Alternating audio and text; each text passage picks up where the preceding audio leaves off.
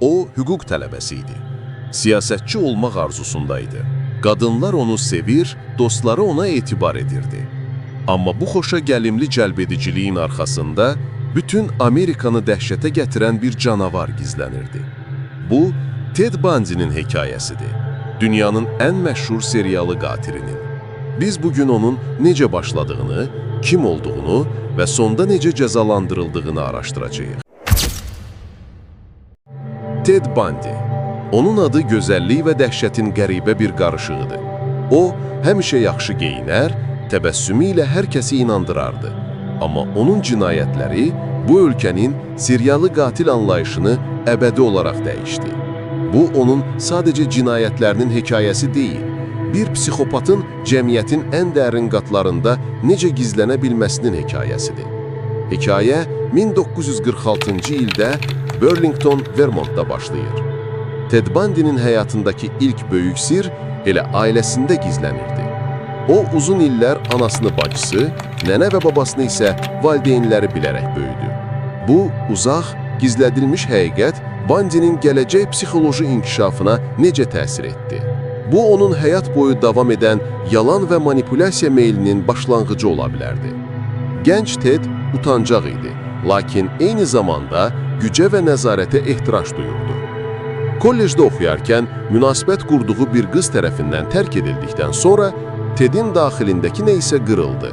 Psixoloqlar hesab edir ki, bu rəddedilmə onu gələcəkdəki qurbanlarını seçmək üçün tipaj yaratmağa sövq etdi. O, Washington Universitetində psixologiya oxuyur.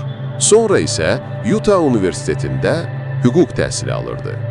Ted, ideal gələcəyin arzusunda olan, hər kəsin etibar edəcəyi bir gənc idi. Amma 1974-cü ildə Washington ştatında hər şey dəyişdi. Gənc qadınlar işsiz yoxa çıxmağa başladı. Ted Bundy cinayətlərini Washington ştatında başladı. İlk təsdiqlənmiş qurban 1974-cü ilin əvvəlində yoxa çıxan 18 yaşlı Linda Ann Haley oldu. Bundy onu yataqxana otağından uğurlamışdı. Bundan cəmi 2 ay sonra 19 yaşlı Donna Gail Manson oxuduğu universitet yataqxanasından etdi. Polisin əlində heç bir ipucu yox idi. Həmin ilin iyul ayında isə dəhşət öz kulminasiya nöqtəsinə çatdı. Seattle-də Issaquah gölünün sahilindəki populyar istirahət yerində Bundy bir gündə 2 gənc qadını uğurladı. Janice Ott və Denise Naslund'u. Şahidlər onu həm qolu sarğılı, həm də eynəkli görmüşdülər. Polisin çaşqınlığı artdı. Qurbanlar getdikcə artırdı. 1974-cü ildə Washington və Utah ətrafında 6-dan çox gənc qız yoxa çıxdı. Ted Bundy öz cinayətlərini həyata keçirmək üçün sadə, lakin dəhşətli bir taktika istifadə edirdi. O, ictimai yerlərdə, adətən universitet kampuslarının yaxınlığında peyda olurdu. Bundy qurbanlarının empatiyasına güvənirdi. O ya qolunun sarğısı ilə gəzir, maşınında köməyə ehtiyacı olduğunu iddia edirdi və ya özünü səlahiyyətli bir şəxs kimi təqdim edirdi. Utah ştatına köçdükdən sonra Bundy'nin qurbanları arasında 17 yaşlı Debbie Kent də var idi. Utah ştatında 1975-ci ildə bir polis məmuru onun maşınını dayandırdı və maşında qəribə alətlər, buz axtası, maska və digər şübhəli əşyalar tapdı. Bu, Bundy'nin ilk rəsmi həbsi idi, lakin hələ qətl ittihamı irəli sürülməmişdi. 1977-ci il, Colorado ştatındakı məhkəmə prosesi. Bundy'nin ən böyük manipulyasiya bacarıqları burada üzə çıxdı. O, vəkillərindən imtina etdi və özünü müdafiə etməyə qərar verdi. Bu, ona istintaq materiallarına birbaşa çıxış imkanı verdi. Və bu, onun qaçış planının bir hissəsi idi. Məhkəmə iclaslarından birində o kitabxanaya gedəcəyini bəhanə edərək gözətçilərin diqqətini yayındırdı, pəncərədən tullanıb qaçdı. Həmin ilin dekabrında daha möhkəmləndirilmiş həbsxanada saxlanılarkən Bundy yuxarı mərtəbədəki tavanı deşərək divarda yaratdığı boşluq vasitəsilə yenidən qaçmağı bacardı. O, Coloradodan Florida ştatına getdi və orada özünün son ən qanlı cinayətlər silsiləsini törətdi. Florida ştatı Tallahassee, 1978-ci il yanvarın 15-i. Bu, Amerikanın ən dəhşətli gecələrindən biri oldu.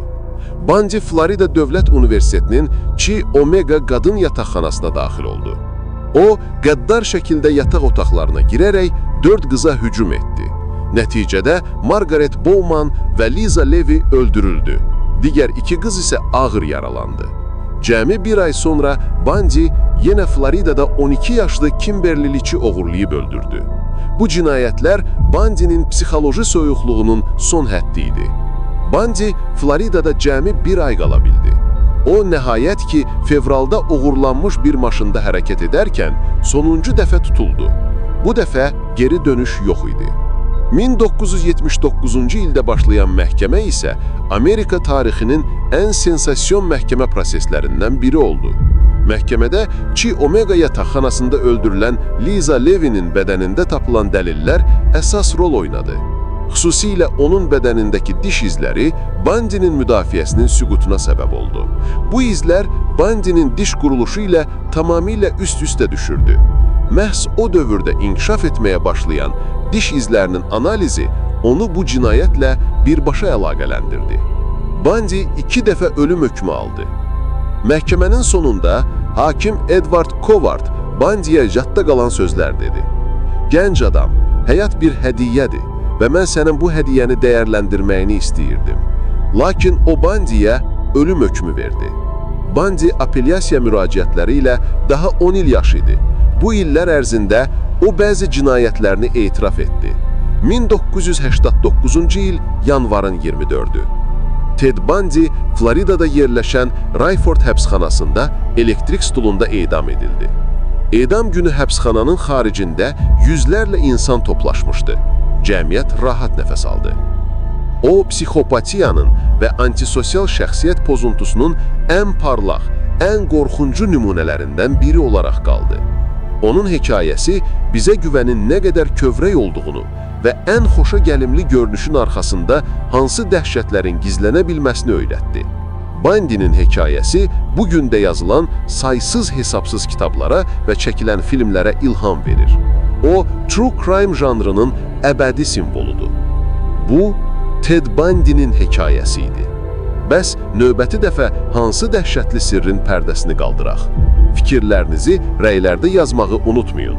Bizimlə olduğunuz üçün təşəkkür edirik.